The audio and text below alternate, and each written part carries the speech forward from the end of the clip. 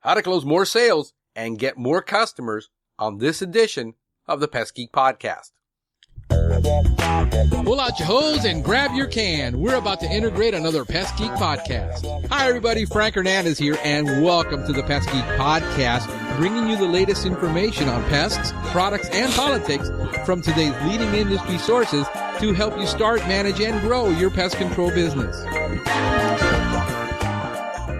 Hey, welcome back to another edition of the Pest Geek Podcast. I am your host, Frank Hernandez, broadcasting live from sunny South Florida. Actually, it's more like overcast, rainy and hot and humid South Florida. I don't know where you're at or how it's like in your part of the country. I know that people in Louisiana, Texas, around the country are just getting hammered with bad weather. But here it's been hurry up and wait. Hurry up and get that job done and wait. Rain is coming and you can't spray that lawn. Wait, it's pouring and you sit in your truck for an hour and a half while you go through 5 rainstorms a day. In the meantime, I thank God that we have light till about 8:30 because that's about as long as I'm out there. Getting home around 9 o'clock at night. It's been just busy, guys, and the weather doesn't help. And we're in the peak season of when everybody wants something. Fungus is on everything, and American roaches and ants are going crazy everywhere. Welcome to the Pest Geek Podcast and the pest control industry. If you've never been in the pest control industry, you don't know what the heck we do. This is probably not the best podcast to listen to today because you're going to get like, oh my gosh, I don't think I want to do this. But it is a wonderful, wonderful industry to be in. Very rewarding, very challenging. If you like constant change and you like to be challenged by little creatures that will make you want to pull your hair out, this is the industry to be in. This is for people who enjoy puzzles, people who enjoy figuring out how that little insect is getting through there and you can't get to it. So, you know, it's a wonderful industry. I've loved it for the last 10 years I've been in it. I don't think I see myself ever doing anything else but this. I caught the bug by accident, like most people. Nobody ever gets into this industry, decides, gee, what do you want to be one day, Johnny? I want to be a bug guy. Nobody ever does that unless you grew up in the family and you're a second or third generation pest control guy. Nobody ever thinks of this career as a career or as something challenging that you want to do the rest of your life. Most people fall into it by, I need a job, and you're the only guy that's hiring. So, welcome to the Pest Geek Podcast. I got a lot of people to thank this week, man. It's been, you know, the week that I've been the busiest, but I don't want a week to go by that I don't produce this podcast, no matter how busy I am. It's Saturday afternoon.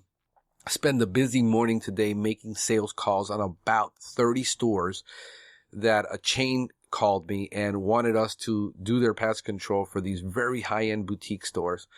And I spent all my morning traveling all over town, visiting the stores, visiting the managers, finding out what their problems were, why they're wanting pest control. And I came home early around 4 o'clock and I said, I'm going to just record the podcast today. And my family's out and my wife is over at her mom's house hanging out because she hasn't seen her all week. She's working with me now. And we just, again, she's working with me because I had fired her once. She got pregnant and with our son, and she spent the last 2 years just taking care of him and taking care of her stepdaughter, her daughter, which is 12. And that's enough that little boy is about the most intense thing I've ever seen in my life. I thought I was wired.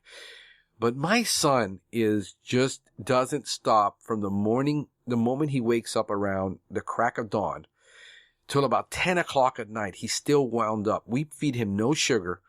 We keep him off of that stuff, and he's just a handful. So we put him in daycare. I said, look, I really need help. I don't want to hire another tech right now.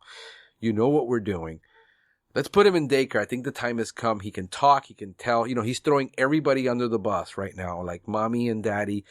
Mommy gives him orange juice and daddy gives him pow pow. And, you know, just basically threw us under the bus to the teachers. But he's amazing. He's resilient and he's doing great in daycare. And my wife is going in the field with me to help me with what we're doing because we're so darn busy. and I was looking to hire a tech, and I just don't have the patience right now, this particular time of the year, to try to hire another tech to get some of the work done. And I'm really doing some serious work on hiring. And but it's a process for me, because I made the mistake. I violated my own principles on hiring people, and it bit me in the butt. And I worked it's been almost 6 years ago. I worked with a company to develop the hiring protocols for us, which took a long time to hire people, how we hire, what to look for, what tests to give them to get them, find out what their aptitudes are, go through the process of looking at all of their references, checking the background, and when you violate that, you pay a price, and that's the biggest challenge. And I'm going to do a podcast on that hiring, because I've had to do a lot of hiring and firing in my life, and it is a process. But thanking some people, I want to thank Glenn Laney, who gave us a 5-star review on Facebook, and he says, I've been listening. I've listened about 5 episodes now and don't have a single negative thing to say. Well, Glenn, keep listening. I'm sure you'll find something. The Pest Geek podcast provides great information while entertaining and engaging the audience, all without being the comedy hour that some other podcasts lean in the direction of. Well, he must be talking about, like Brian and Steve Jackson of the Author podcast, the other podcast. But thank you for not comparing us to them and finding a difference. No, those are a great bunch of guys. They really know their stuff, and I think they have. We just have a different podcast than they do, and I'm wired in a different way, and I just am talking the way I would normally do when somebody asks me a question, which is, most people avoid it like the plague. But thank you. Not that I don't like comedy, but the stuff you provide here can be shared with technicians as useful training time when they're stuck behind the windshield. And boy, are we always stuck. I'm always stuck in traffic going somewhere. I don't play music in my car. I'm either listening to a podcast, I'm listening to a book or something, or I'm making phone calls when I'm behind the wheel. I'm being productive. I treat myself the same way I would if I had a tech that was behind the windshield, and I would want him to use his time wisely, because he's either getting paid by production or he's getting paid by the hour or by salary. But either way, he's getting paid to produce a work, to be there for 8, 9, 10, 12 hours sometimes. And I would want him to be the best technician that he can be. And I would, greatly discourage you from listening to music when you're on the job, going from place to place, that you would invest your time and your energy into something like this, into a book, into a great podcast, something that's going to help you grow and be a better tech, be a better employee, be a better person overall. So, thank you. Thank you, Glenn. Really, I do appreciate that time that you took to write that. And you always want to acknowledge people when they go out of their way to do something nice for you, and thank you. Also, Nicholas Vasquez is following us on Twitter. Nicholas Vasquez, a husband, father, pest control specialist with Sprague Pest Solutions, and coach of many sports. Hey, you go, man. Thank you for following us. Thank you for being a great husband and father. There's a short supply of great husband and fathers out there in this world today. And believe me, I've had to do my share of counseling in that area. So thank you for that. And in the email bag, we got an email way back that I haven't acknowledged, and I do apologize for that. And I thank you. It says, "Hello, Frank. Just wanted to thank you for the contributions to the pest control industry with the podcast you provide. I have been listening for over a year now," and he's still listening. That's the sad part. As a small family-owned mom and pop company, hey, welcome to the club. Other companies or the insights and advice you give is invaluable. Having been in the business for over 15 years and little contact with other companies or technicians, it is very valuable to have a fresh set of eyes and opinions to listen to on how I run things. It's great to hear how things I have done and learned over the years are some of the things suggested by you. And even better, it gets me thinking on how I can do things to provide better service to my customers and my bottom line. The day-to-day work can get repetitive, but the podcast reminds me not to take things for granted and always try to look at things as a professional, business owner, and technician. Keep up the great job. Keep the podcast coming. Gratefully, Mike Mannering. Thank you, Mike, for that. I really do appreciate that. It's very, very inspiring that somebody with more experience than me thinks I'm doing a great job. And that is very, very humbling, because I am not that, I haven't been in the business that long, and I have not, I believe that I have achieved anything of greatness yet. I have a long way to go. I don't believe that I know probably 1% of what I need to know in this business, to help, but the little bit that I do know, I share, and I help as many people as I can. And I think that's really what's important, that it's not that you see yourself as an expert, but that you share the little things that you know with other people so that they can do better things than you. And I have a video that I saw of this is a real treat, by the way, of Dr. Austin Frischman, which by the way, I'm making plans to see this year again. If he does, he keeps threatening to retire every year and not give another conference. And I've managed to go to all of them, except for the last 2 years. I haven't gone because during that time of year I've been so busy, and I can't go when he does it, like in December. But there's a great National Geographic video of Dr. Austin Frischman. I'm putting a link to it so you can watch the video on the site. And it's great. It's a throwback video of him when he was really young. This must have been in the 70s because of the glasses and that he's wearing, and the way he looks and the way everybody looks. It looks like this was back in the 70s, but it's a great treat to see Dr. Austin Frischman. There's not that many videos of him. He's not a person that's out there in the media a lot. He writes a lot of articles, but you don't get to see him as a person. You get to read about him, and I think it's great. I'm going to put up another one that I found, which is probably the greatest motivational message I've ever heard from a pest control guy. And I'm going to put that up on the next episode so you guys can see that video, but it's great.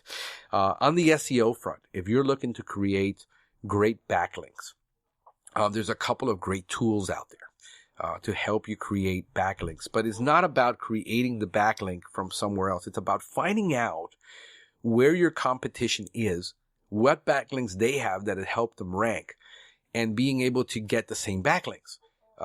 And knowing which backlinks are worth getting and which backlinks you don't want linked to you because of the context. And it all has to do with context. If you're getting backlinks from something that is not even related to your business, it might not be helping you. And there's a couple of great tools. Now, mind you, all of these tools are paid tools. If you want really good tools, you got to pay for them. They're not free. Don't go after free stuff on the internet always, because it's not going to give you the results you want. These are somewhere between $49 and $70, $80 a month for these tools, but they're well worth it. If you're serious about getting your site ranked on the first page of Google, you're going to pay the price. You're going to pay somebody between $500 and $3,000 a month, depending on the market, or you're going to have to do it yourself. There's a lot of work that goes into it. There's a lot of work that goes into getting backlinks. It is a very tough gig to do, but it's well worth the time that you invest. One of them is SEMrush, Moz Research Tools, Majestic SEO, and Monitor Backlinks are all great. I got links to all of these on the podcast. You can go and link to them and have a great time looking at. My favorite right now, Monitor Backlinks, really provides a lot of value for what you get, and also the amount of information you get about that backlink. So check it out. Take a look at it.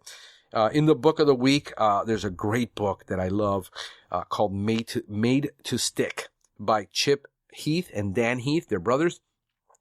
And they wrote a great book about how some ideas make it, how ideas stick in the marketplace and become icons in the marketplace, and others don't. And it's a lot has to do with the psychology. Remember, everything that we do in marketing, it's all up in the head. It has nothing to do sometimes with reality. And because most of us are techs and most of us think technically minded, we don't think emotionally minded. We make a lot of mistakes in marketing thinking that we're just being so straight up, so honest. And it has nothing to do about being deceptive. It has to do about how you present it. And we present it sometimes in such a technical, dull way that nobody wants to read it. But it's a great book, made to stick. Check it out. I'm sure you'll enjoy this book and it'll give you some great ideas on marketing. In the pest alerts, this is an interesting one because I don't think that this can ever be achieved, but yet they claim they have. APHIS, APHIS, declares eradication of European grapevine moth in California. Eliminates all quarantines areas in California. Now, it's a great article. Check it out. Read it. It says here, but I'll read it to you in case you haven't you can get a link to it. It says EGVM, which is the European grape moth, is a significant pest of grapes and other specialty crops. When it means a significant pest, it means that it's causing some serious damage. It isn't a good thing to have around. But in October of 2009, APHIS confirmed the first detection of EGVM in the United States in major grape production areas of Northern California. And in June of 2010, APHIS issued Federal Order DA 2010-25, which established the requirements of the regulatory actions and quarantine boundaries. Since then, a series of federal orders and letters to state and territory agricultural regulatory officials, SPRO letters, have refined the program. APHIS has partnered with CDFA and the affected counties to work closely with industry, the University of California, and other stakeholders to eradicate this pest within California. Consequently, APHIS is rescinding those federal orders and SPRO letters that regulated the outbreak of EGVM in the United States. Under IPPC standards, Labesia batrana is considered to be a pest that is eradicated from California and the United States. It's interesting because we think we can't do it now. Of course, what's going to happen is in a couple of years, we'll probably, there's one out there and we probably spot it, but it isn't to a point where it's causing any damage. And at this point, but I think it's fascinating that that language is being used, eradicated, in the California and the United States. I just find that very interesting. On bees, if you're interested about bees, bee health, and protecting pollinators, if you're one of those guys that I don't give a darn about bees and I don't give about pollinators, it's overdone. Everything is over the top with pollinators and, everything is a beneficial insect. You can't kill anything. This article isn't for you. But if you care about it and you want to know more about bees and how to be educated about having a conversation about bees, this is a great one. Traveling bees have more stress and shorter lives. These are not bees that are flying across the country. These are bees that are being taken in beehives to farms and orchards and vineyards to pollinate, and they're being transferred like from California, from one coast to another. And here's what it says. Research from Northern California State University published a scientific report showed that travel adversely affects bee health and lifespan. In one experiment, bees from commercial colonies that had traveled to pollinate almonds in California and then in Maine were compared to bees from colonies that remained stationary in the North Carolina state apiary. Bees from traveling colonies lived about 1 day less than the stationary bees. Now you say, well, that's 1 day less. Geez, how can that be important? Well, you read the entire article. That's just a synopsis. I got a link to it from Entomology Today. I think it's a really good article. Go ahead and check it out. The Big O. The Big O establishes 5 new international franchises in places you would not think. Now, it makes you think that these are what are known as emerging markets. And Orkin expanded its presence in South America and Asia with additional of 5 new franchises. The new franchises are located, hear this, okay? Bura, Santa Catarina, Parana, Brazil, Mongolia, and Pakistan. I mean, my question is, you obviously have to know a lot about something to be able to pull something off like this, because how does somebody pay you royalties in American dollars when they get paid like in rupees? Think about that. Mongolia, Orkin in Mongolia. Have you seen Mongolia? It's no man's land, yet they've set up a franchise. That's amazing. And check it out. Rollins put out that new press release on their website, this week.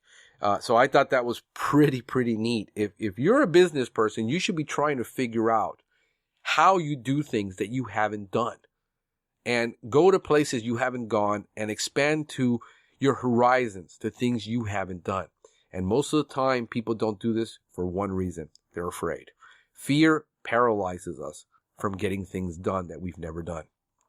And now getting to our main topic, how to close sales and get more customers. Anytime that you start talking about getting more sales and getting more customers, most people get hung up on tactics.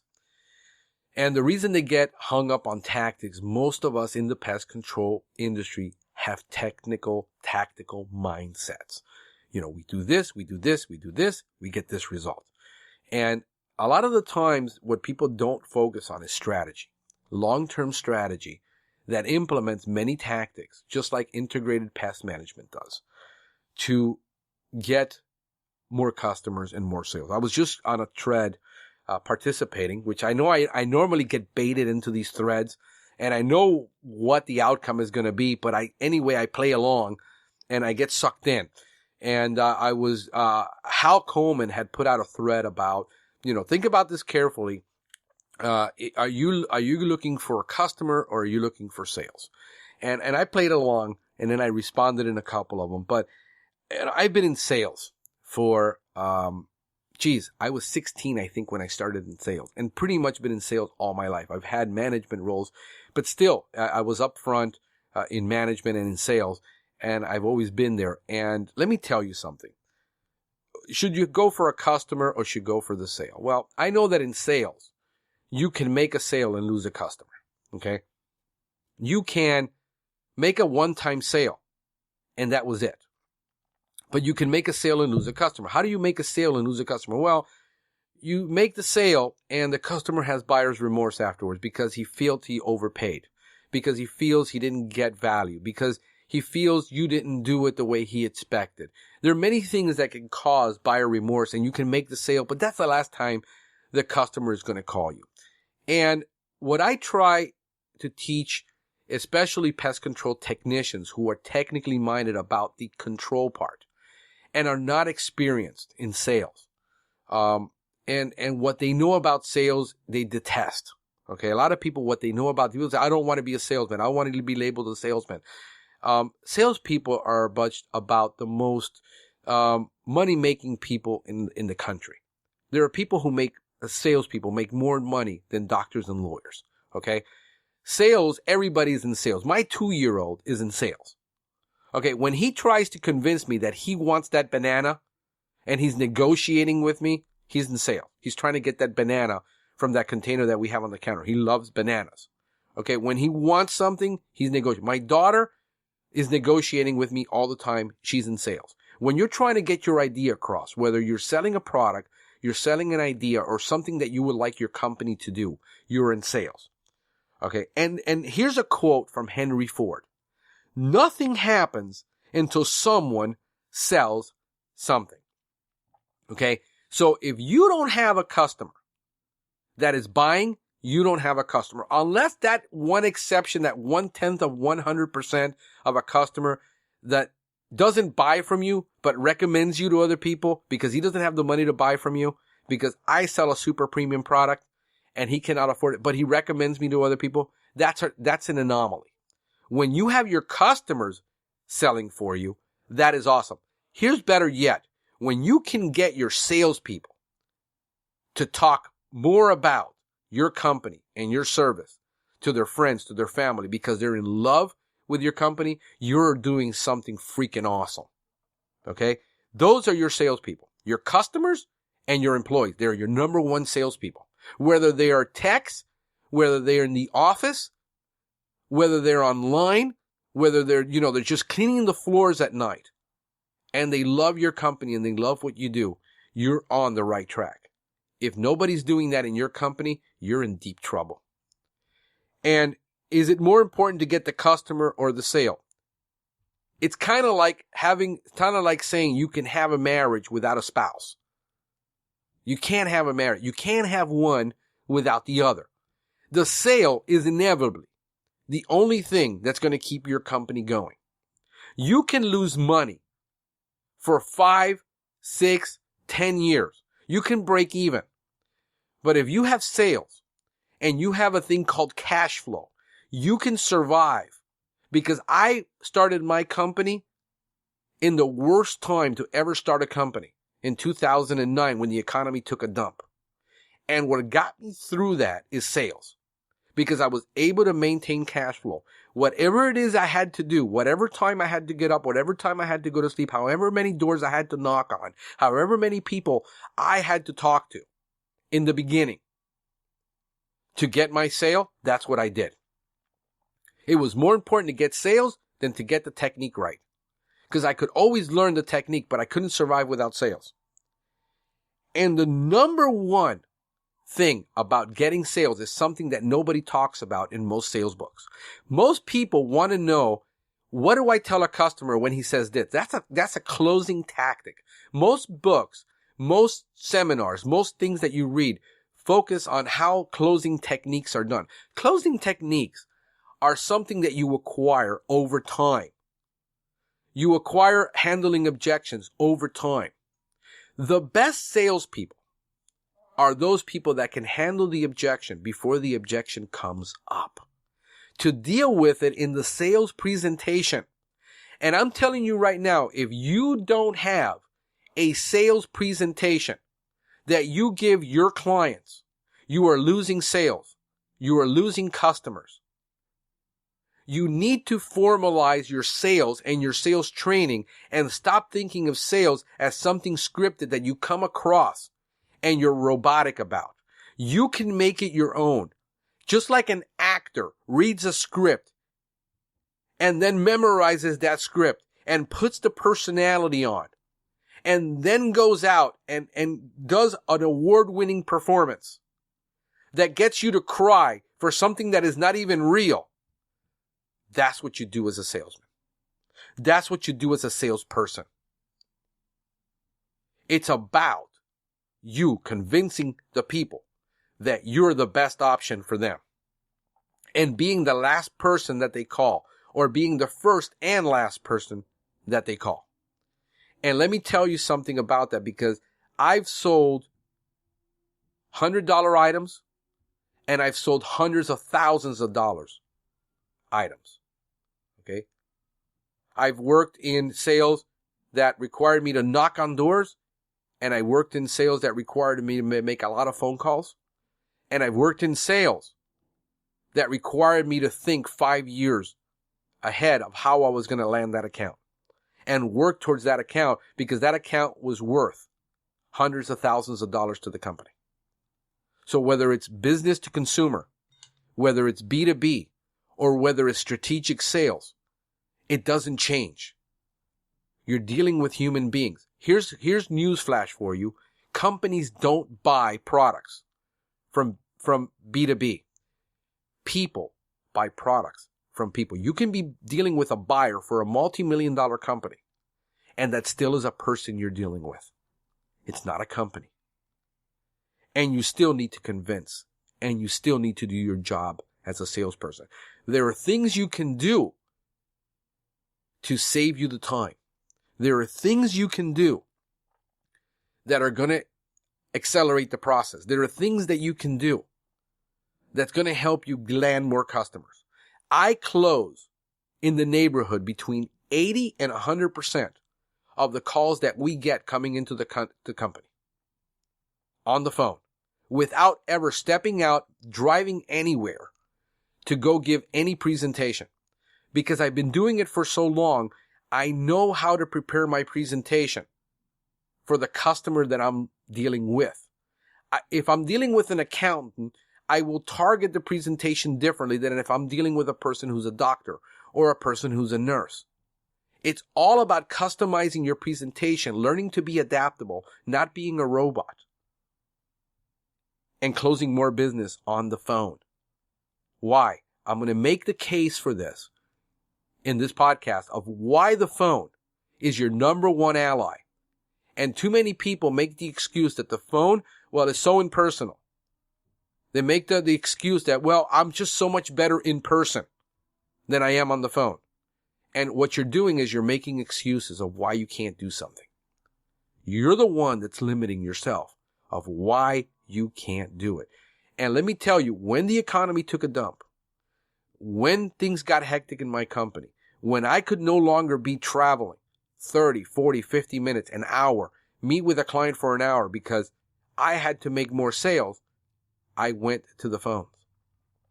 First, I had to learn the business at first. But if you've been doing this for 2, 3, 4, 5 years, you know your stuff better than anybody knows your stuff. And what you have to do is put it in a way that you can articulate your stuff to other people. But you haven't taken the time to really sit down and do that. And you're probably winging it. And you should not be winging it. You will close more business with less time, less effort by doing it this way. Check this out. One of the things you have to know is that a prospect is not a customer. You need to have a different mindset of how you treat a prospect and how you treat a customer.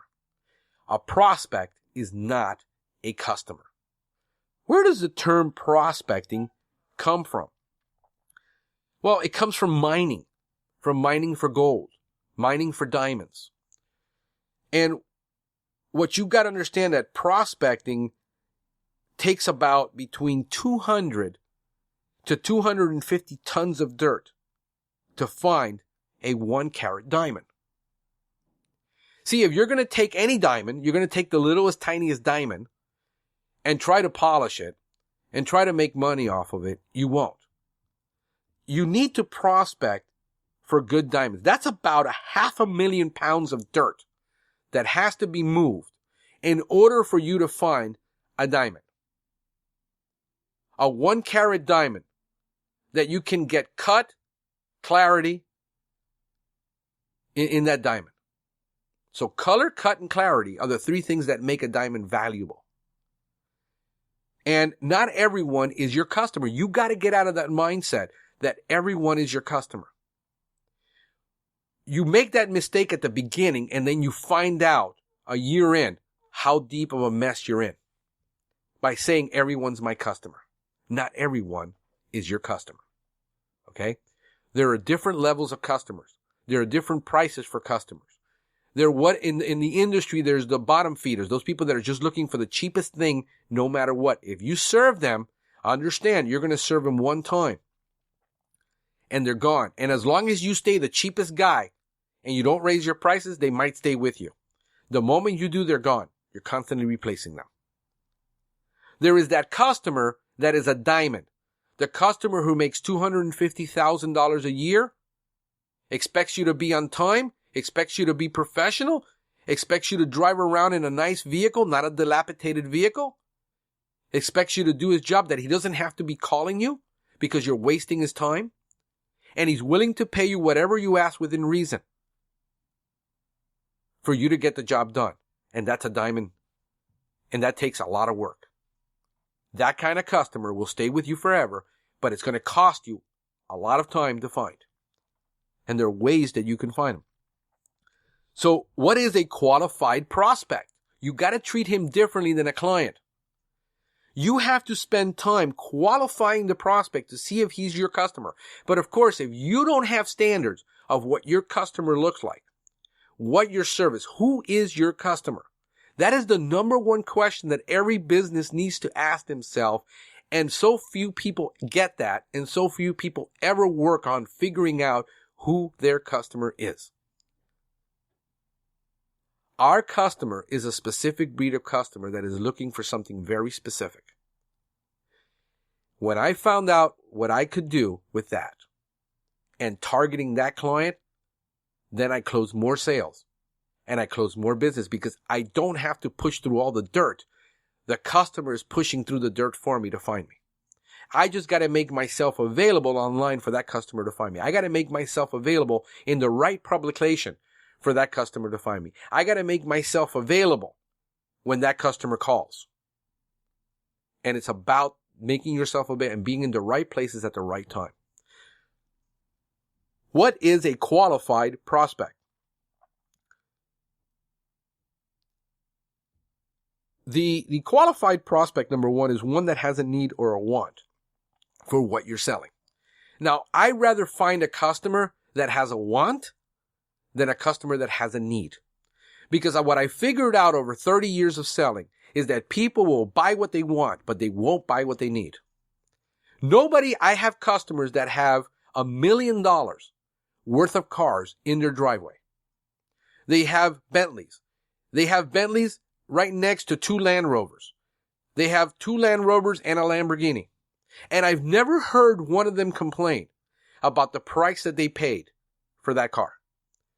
They have $30,000 Rolexes on their wrist. Wives are wearing $20,000 diamonds on their finger. I've never once heard them complain about the cost of owning that. They bought it because they wanted it. They bought it because they wanted to make a statement. You got to have something that people want to buy, not something that people need. What people need is a commodity. See, nobody's going to pay more for a black bean, without any justification of why that black bean is better. A black bean is if you buy beans in bulk, a black bean is a black bean is a black bean. It's a commodity. I see people who drive Mercedes, $180,000 Mercedes, clipping coupons to save 25 cents on a can of tomato sauce. Why? It's a commodity. They will cut wherever they can to save the money so they can go in and buy another $350 purse. That's the reality.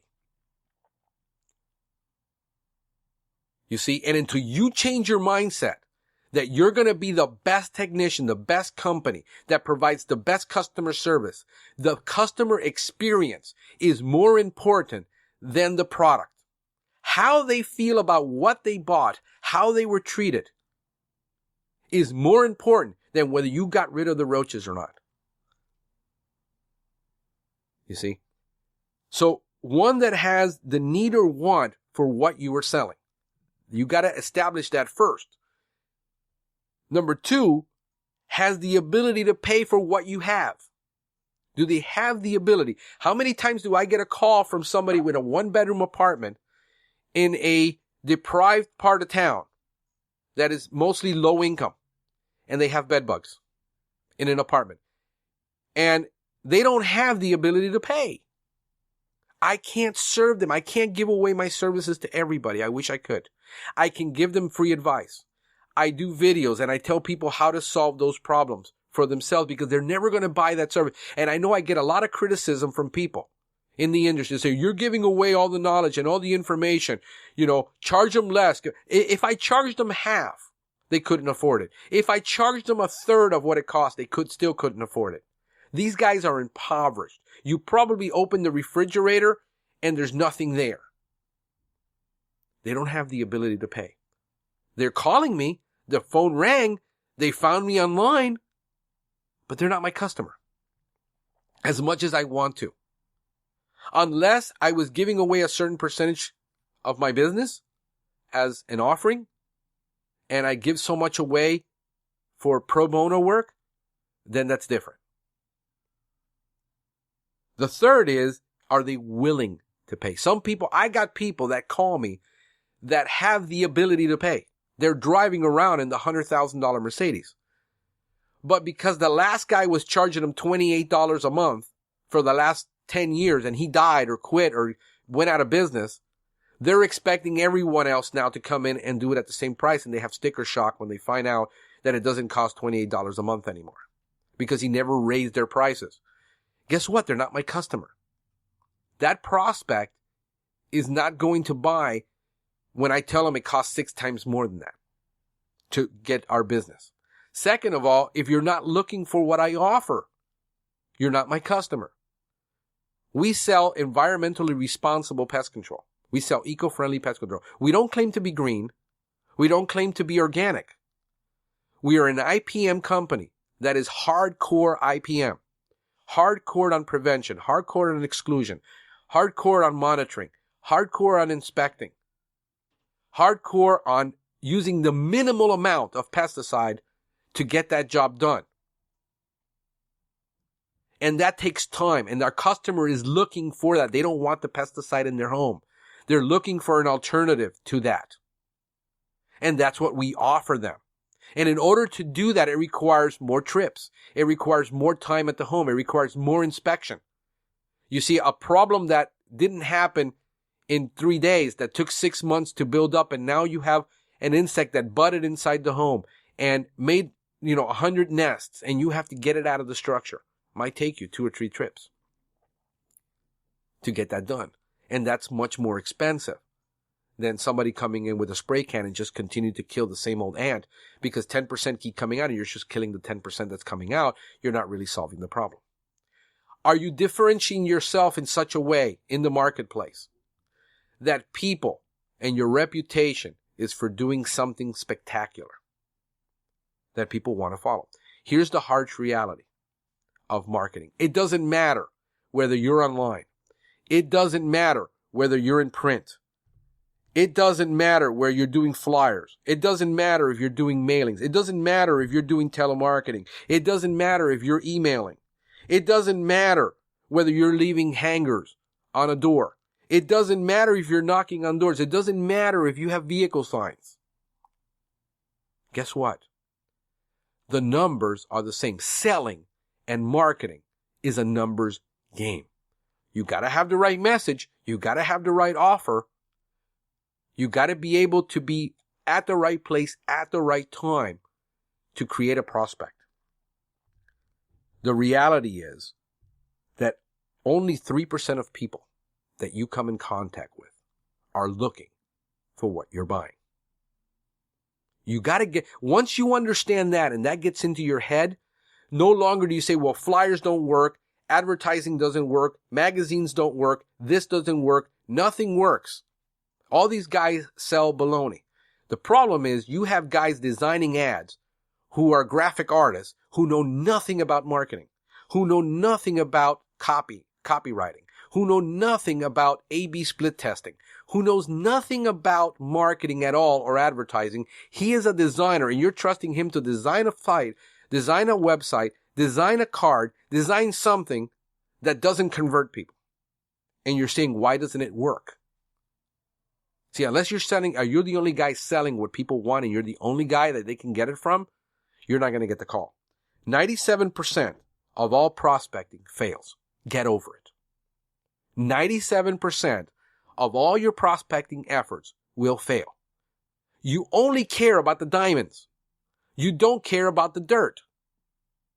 See, once you get that in your head, once you get over that, you become more successful. You're no longer frustrated. You're no longer depressed. You're no longer thinking you're a failure. You're not a failure. The numbers don't change. That's the cold hard fact. The reality is, if you do a direct marketing campaign, your chances of getting a phone call is 1/10 of 1%.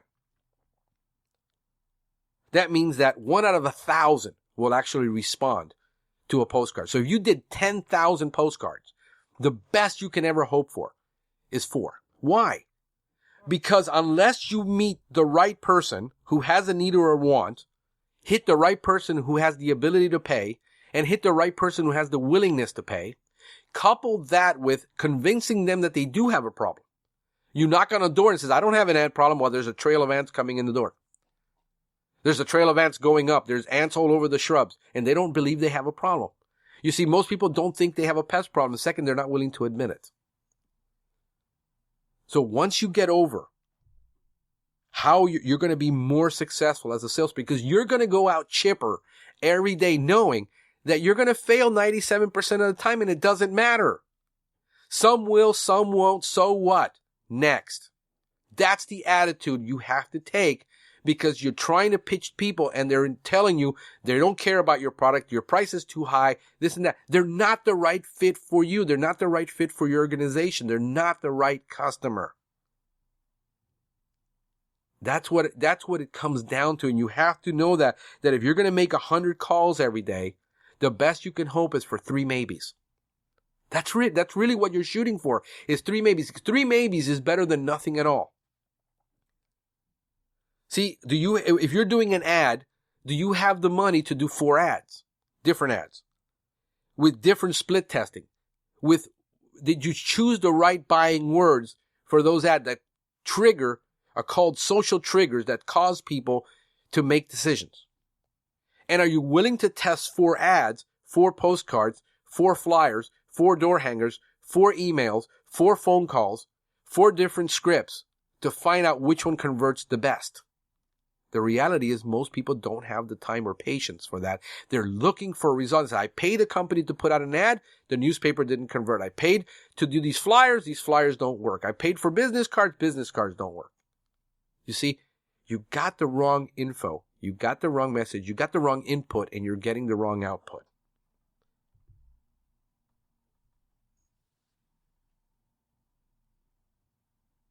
You know, when I get a customer and I'm a very good listener when I want to be. My wife tells me sometimes, you don't listen to me. You don't listen to me.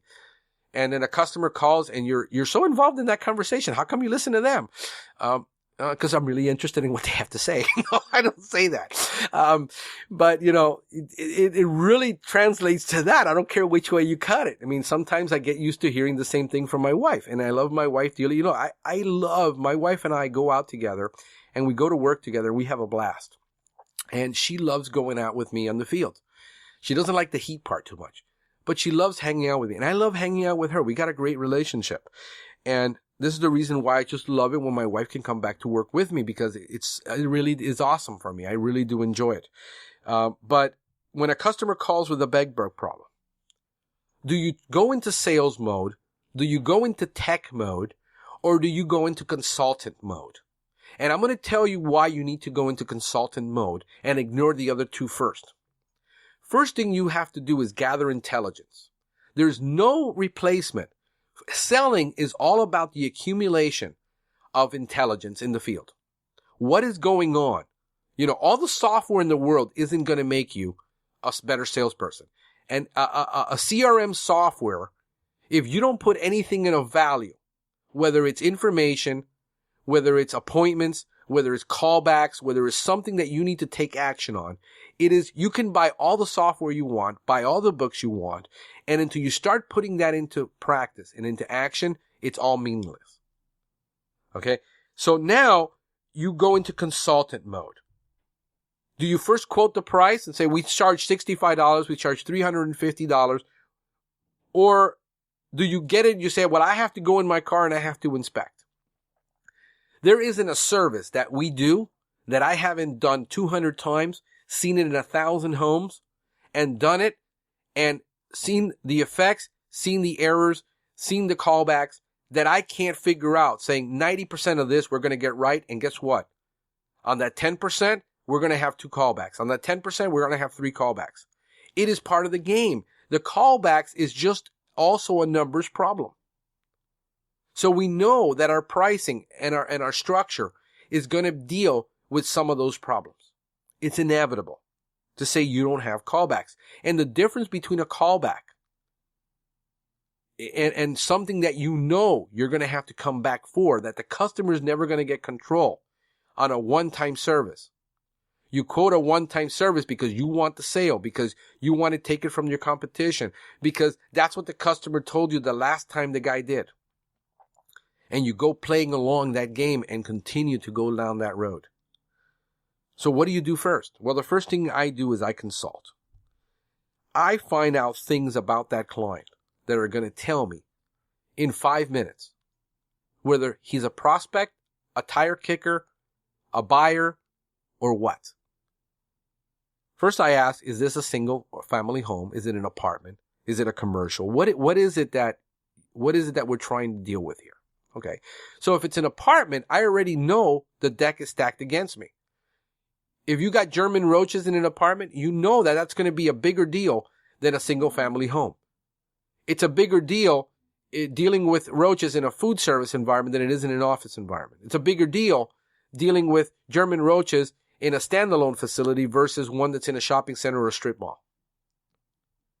Depending on the part of town that it's in, how big of a struggle it's going to be. We already know this. And you can put questions down that are going to tell you this question, then this. If then this. If then, and you know it in your head. Find out what was the first time they remember getting bitten. I mean, not when they saw the bed bug. When was the first time you remember getting bitten? It's going to tell you if it was 2 years ago. See, people remember the pain of getting bitten and they try to go around these. Well, it just started a couple of weeks ago. Baloney. It never started a couple of weeks ago. By asking the right questions, you get the right answer that you're looking for to make a decision. You see? So when did you first get bitten? Not when did you first see the problem or notice the problem. They're going to remember the first time. Oh, 6 months ago. I started getting a rash 6 months ago. How many bedrooms does the home have? Right there, you can figure out your pricing. How many people live in the home? Because if you got a 4-bedroom house with 9 people and they're sleeping on the couch and you got mattresses on the floor, boy, is that going to tell you something. How many people live there? What's the address? See, in most counties, you can look up the property and see how big that property is. How many units? Right online. How many beds are, type you have? How many full? How many queen? And you do a consultation sheet for every pest problem. I have them in my head. I know I need to do it because if I want to train somebody to do this, then I got to put them through the process. So I put it down in writing. You get a bed bug. Here's your bed bug sheet. Somebody calls on bed bugs. This is the questionnaire you fill out. You can have anybody answer the phone, fill out a questionnaire, ask questions. If you've got somebody, what I do with salespeople and anybody answering the phone is that I put them through the same course that I would put a technician through. He has to go out in the field. He has to experience a bed bug job. Has to know what it takes to actually get it done. Why? Because salespeople, most organizations, they focus on one thing, quotas. And they go out and they sell a job, and there's no way the technician can do that job in an hour, and you've given him 1 hour to do it. And basically, you ended up screwing yourself and your company. Because now you got a callback coming because that technician couldn't spend the time doing the job right. And you're wondering why your callbacks are through the roof. Has nothing to do whether you use the right product or the wrong product. It has to do with, did you know what you were getting into when you signed up for that job? And can your technician pull it off in the time that you've allowed him to do it?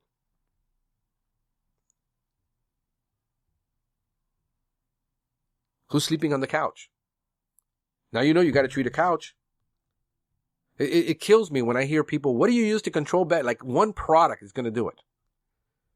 Dude, if you're not using steam, if you're not using vacuuming, if you're not using dust, if you're not using liquid, I mean, it's like, I'm going to solve a bed bug problem with Cymexa dust.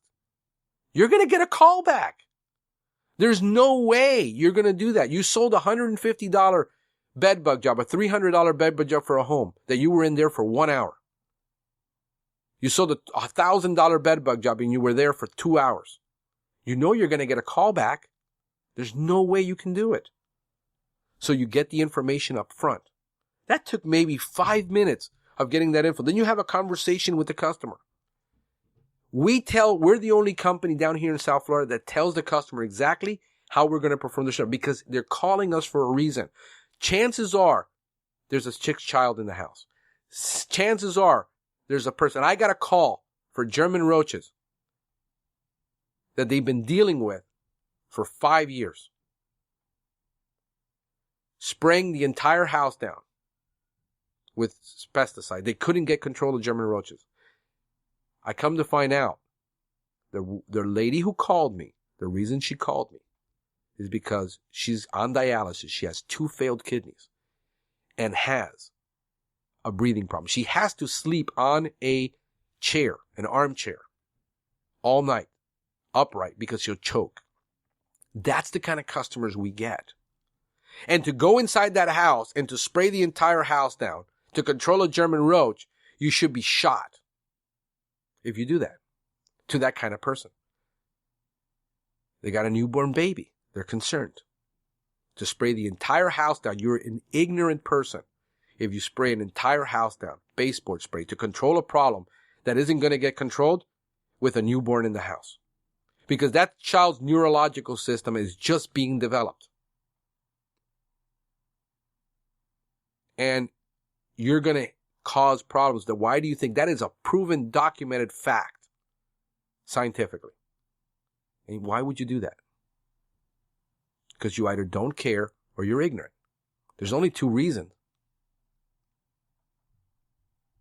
So now you've got all this info. You know it's a German roach problem. You know it's in the kitchen.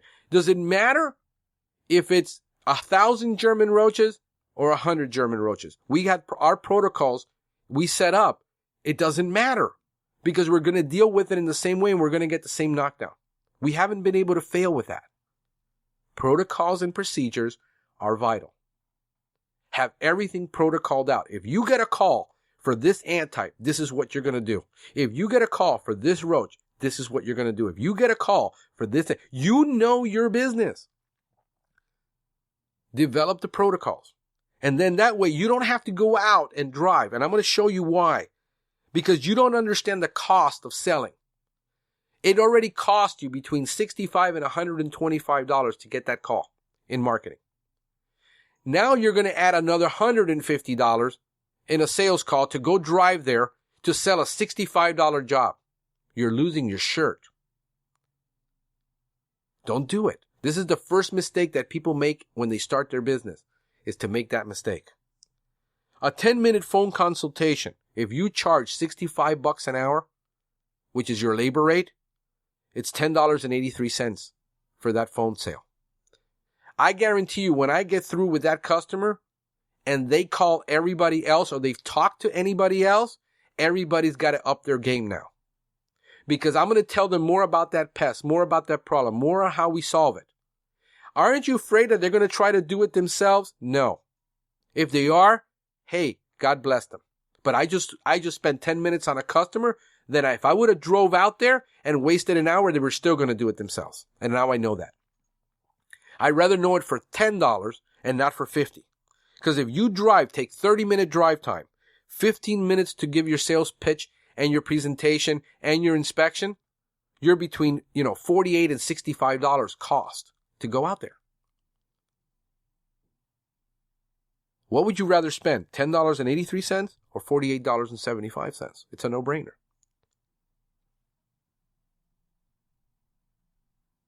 You're thinking of going out and reaching restaurants because you want to go after commercial business. And your strategy is you're going to get in your truck, which you're already on a route that's booked, and you're going to try to make sales calls on your route in a restaurant. You know what? You can make 50 phone calls in 1 hour in the morning or from your car between routes and make 10 phone calls a day and cost you no more while you're on your route.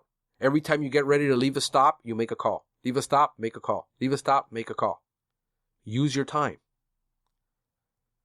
You could get, 50 restaurant calls a day in 1 hour, which costs you $65 versus driving around town trying to make 6 sales pitches a day and it costs you $325 to try to do that. By you setting yourself up to make 50 calls a day, you can target 1,000 restaurants in a month or less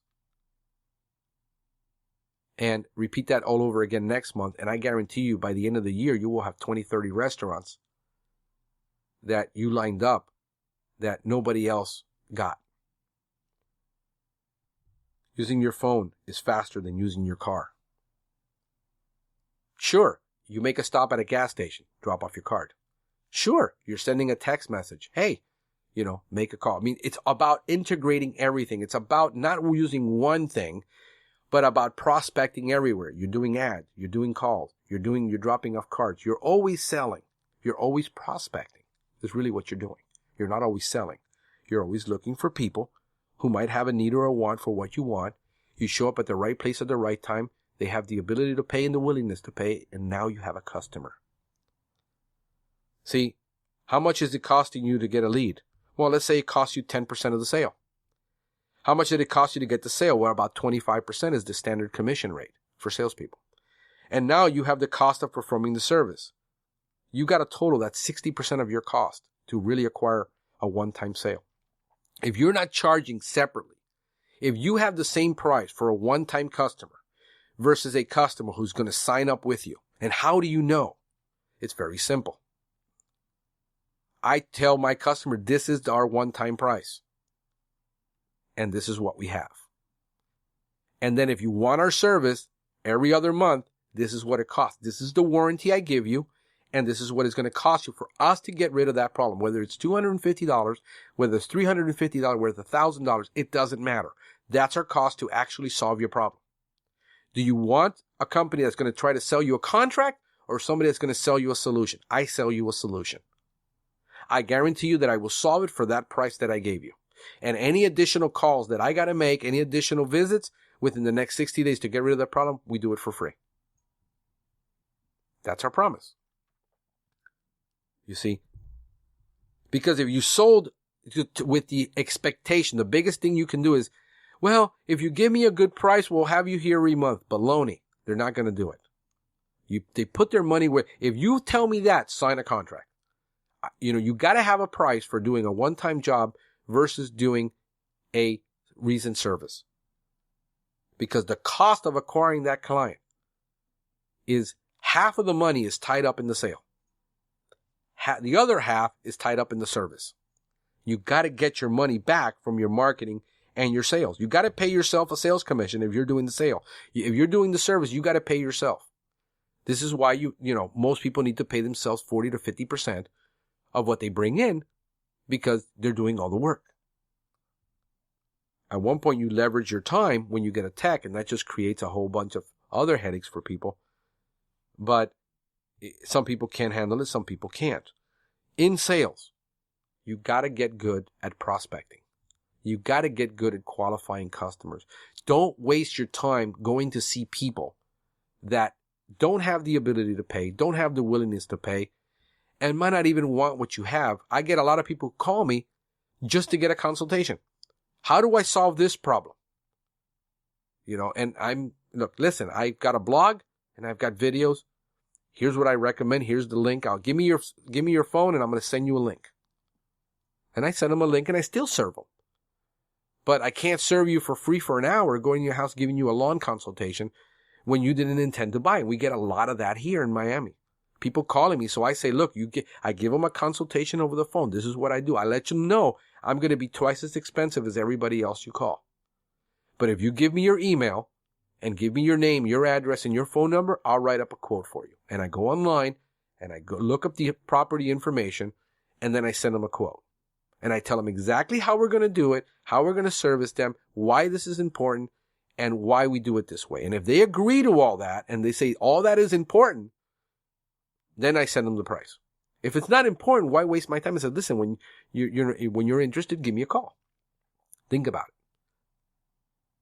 And then I send them a quote, and then I call them back. And I said, I sent you the quote. What do you think? Oh, you're too expensive. Okay, no problem. You're not my customer. I'm not going to sit there and try to convince you that because you have one of the big companies who sold you a contract, that I'm going to sit there and drop my pants to satisfy your price. We don't offer the same thing, and what we offer is much more excellent. So if you're looking for the best, that's what we sell. If you're looking for price and cheap, hey, stay with them. That's the deal. There's no need to mince words here and deal with it. You have to deal with these issues. And the question is, how do you maximize your time? Rooting out people who are not going to buy, who are just wasting your time, who are not doing, you learn to interview them on the phone because you can do that while you're driving. I have my pricing up front. They already know my prices. So all the next question I have is once I'm done with my consulting, once I'm done with my presentation, I close the sale. I say, when can we schedule your initial service? Guess what? 50% of the time, they tell me, is Tuesday available? How soon do you need? When they start asking buying questions like, How much, after I've given them the price, how much time do you need to schedule it? They've bought. Those are buying questions. When they tell me I got to talk to my husband first because he asked me to call, that is legitimate. You know what? How many people I know immediately, based on what the first word out of their mouth is, whether they're going to buy or they're going to call. And they said, you know, the reality is I can sit there and I can use the old clothes and say, do you really need to talk to your husband? The reality is they don't want to buy. And they're telling you they don't want to buy. And I don't need to find out why they don't want to buy. I already know they don't. I've been doing this a long time. And you can sit there and with all the BS about selling and still not close them. So when somebody tells me, how much time do you need? Next day we can serve you. Let me tell my husband right now and I'll call you back in 10 minutes. And guess what? 10, 15 minutes they call back. I can call them back the next day and say, no, your price was too expensive. And my husband said it was too expensive. And I'm not going to move them from being too expensive because I sell Bentleys and Rolexes. That's what I sell. And not everybody's going to buy a rainbow vacuum cleaner. I remember when I sold Kirby vacuum cleaners. Not everybody's going to spend $2,000 on a vacuum cleaner. And that's okay. And I'm okay with that. And you should be okay that if you're the top in your industry and you're the best in your town and you work your butt off, you should charge. Stop comparing yourself and competing on everybody else's pricing. You compete on your strengths. You compete on what you do. You compete on your ethics. You explain that to the customer why it is that they should buy from you and give them the reason to buy. Guys, it's always a blast to be here with you every week. I wish you the best. Until next time, have a great one. Thank you for listening to the Pest Geek Podcast. If you have enjoyed the Pest Geek Podcast, please give us a rating, write a review, or subscribe to the channel. You can join the Pest Geek Society by visiting pestgeekpodcast.com. Thank you for listening. See you next time.